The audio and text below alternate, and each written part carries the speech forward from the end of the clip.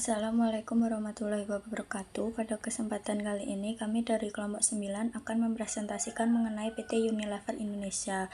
Kelompok kami yang beranggotakan saya Soli Ayu Puspitasari dengan NIM 184, Nisa Amalia Hartanto dengan NIM 197, Zulaiha Disa Nazarina dengan NIM 199, Siti Rahmawati dengan NIM 205, Denisa Yuniar dengan NIM 215, dan Fadila Naswa dengan NIM 216. Adapun alur pembahasan dalam presentasi ini adalah sebagai berikut. Yang pertama, deskripsi perusahaan. Yang kedua, visi dan misi. Yang ketiga, analisis eksternal makro.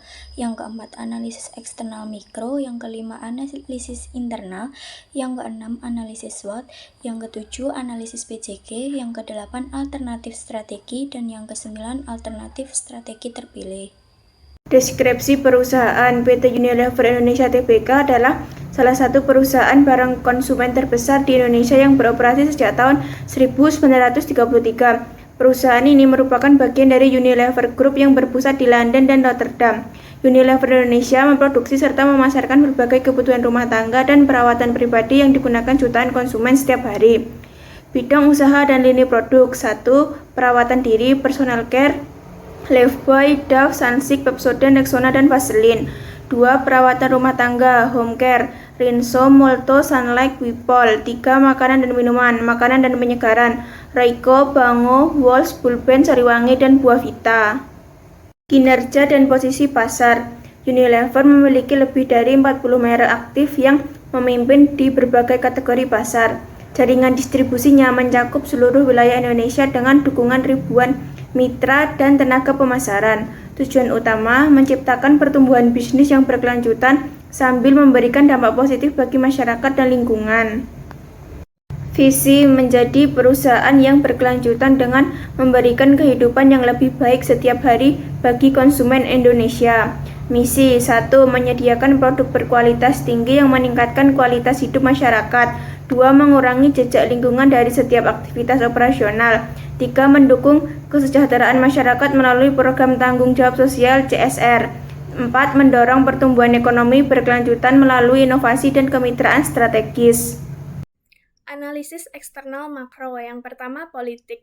Pemerintahan Indonesia relatif stabil menciptakan iklim usaha yang kondusif. Namun, kebijakan baru terkait cukai plastik, regulasi lingkungan, dan peraturan halal menjadi faktor penting yang harus diantisipasi. Yang kedua, ekonomi.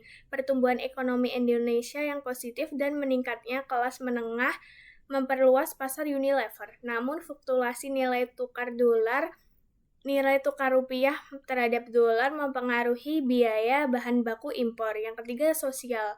Kesadaran masyarakat terhadap gaya hidup sehat, produk alami, dan ramah lingkungan meningkat. Hal ini mendorong Unilever untuk menghadirkan inovasi produk berbahan alami dan mengedukasi konsumen tentang berkelanjutan. Yang keempat, teknologi. Transformasi digital mempengaruhi cara konsumen berbelanja dan berinteraksi. Unilever memanfaatkan teknologi digital dalam pemasaran, riset konsumen, serta otomatisasi rantai pasok. Selanjutnya, lingkungan. Isu global tentang limbah plastik dan emisi karbon menuntut perusahaan untuk menerapkan strategi sustainable business. Unilever Indonesia berkomitmen mengurangi penggunaan plastik dan meningkatkan daur ulang. Yang terakhir, legal. Ketaatan terhadap regulasi BPOM, label halal, serta undang-undang perlindungan konsumen menjadi hal penting agar kepercayaan pasar tetap terjaga. Analisis eksternal mikro. Yang pertama, ancaman pendatang baru. Rendah karena Unilever memiliki keunggulan merek kuat, skala ekonomi besar, serta biaya distribusi tinggi yang sulit ditandingi.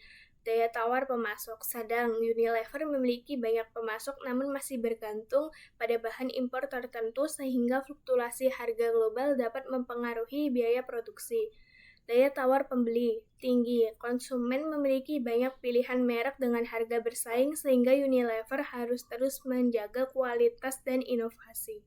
Analisis eksternal mikro. Yang keempat, ancaman produk substitusi. Sedang, banyak merek lokal baru yang menawarkan produk alami dan ramah lingkungan. Meskipun begitu, Unilever memiliki keunggulan pada konsistensi, kualitas, keamanan produk, dan distribusi luas yang sulit ditandingi oleh substitusi kecil. Yang kelima, persaingan di industri sangat tinggi. Pesaing utama seperti Procter & Gamble atau P&G, Wings, dan Kao bersaing ketat dalam inovasi, harga, dan distribusi. Analisis internal kekuatan. 1. Brand kuat dan reputasi tinggi. Unilever dikenal sebagai pemimpin pasar FMCG dengan merek populer seperti Lifebuoy, Pepsodent, Rinso, dan Royco. Kepercayaan konsumen menjadi kekuatan utama perusahaan. Yang kedua, produk beragam dan distribusi luas. Memiliki lebih dari 40 merek aktif di kategori perawatan diri, rumah tangga, dan makanan. Didukung jaringan distribusi nasional yang menjangkau seluruh Indonesia. Yang ketiga, inovasi dan keberlanjutan.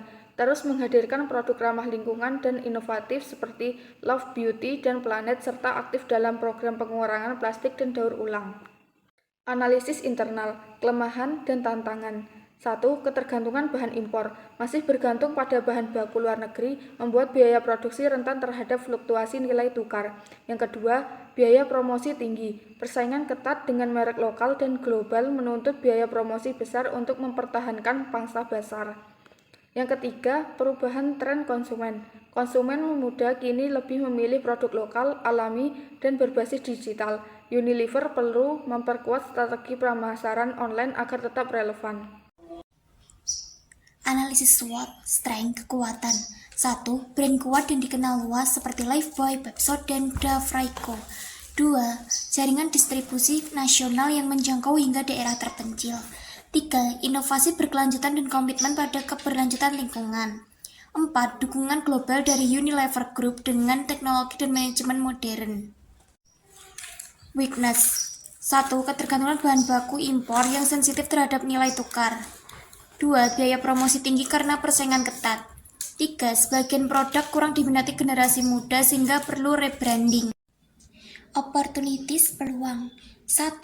Tren produk sehat dan ramah lingkungan meningkat. 2. Perkembangan e-commerce memperluas jangkauan pasar. 3. Pertumbuhan kelas menengah meningkatkan daya beli konsumen. Threats atau ancaman. 1. Persaingan ketat dengan P&G, Wings, dan merek lokal. Opportunities, peluang. 1. Tren produk sehat dan ramah lingkungan meningkat. 2. Perkembangan e-commerce memperluas jangkauan pasar.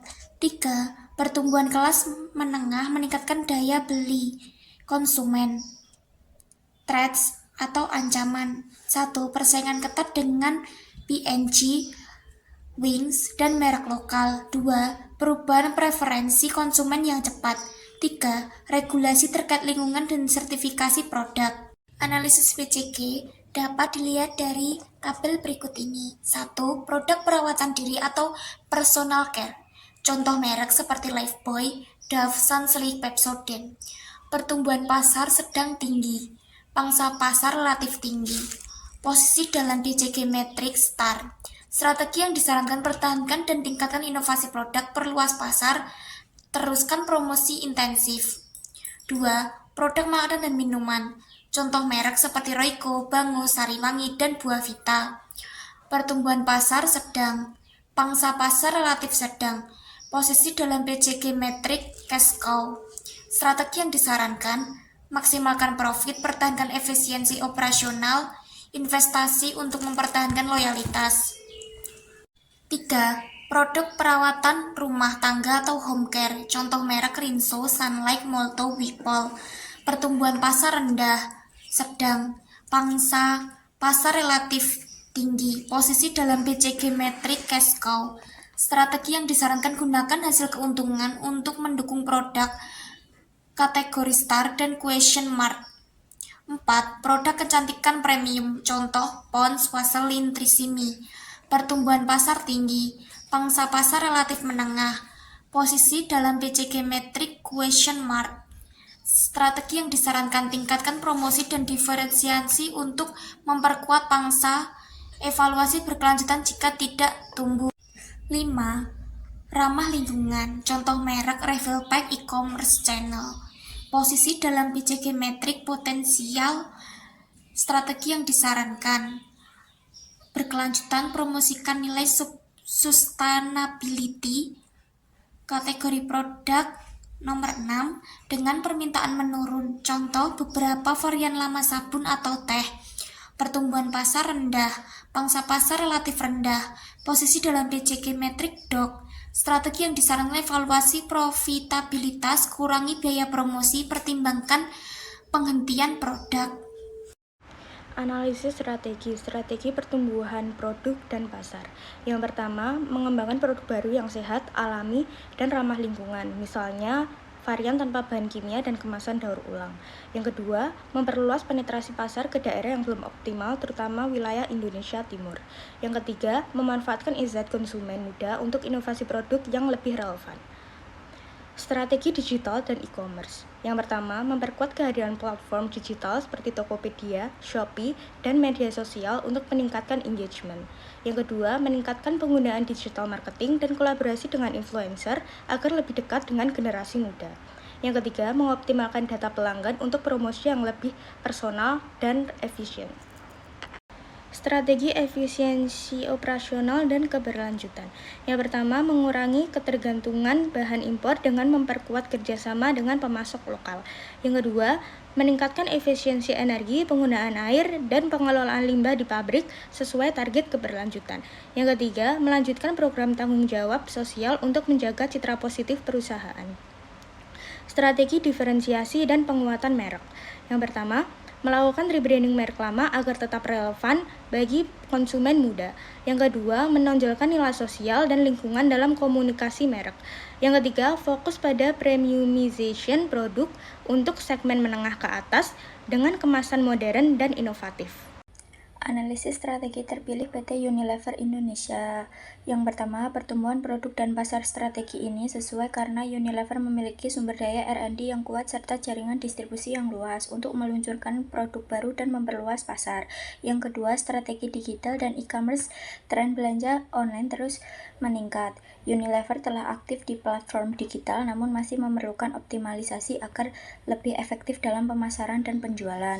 Yang ketiga, efisiensi operasional dan keberlanjutan strategi ini mendukung program Unilever Sustainable Living Plan yang berfokus pada efisiensi energi serta penggunaan bahan baku lokal secara berkelanjutan. Yang keempat, diferensiasi dan penguatan merek. Beberapa produk Unilever memerlukan rebranding agar lebih relevan di kalangan konsumen muda, namun tidak semua konsumen produk membutuhkan reposisi.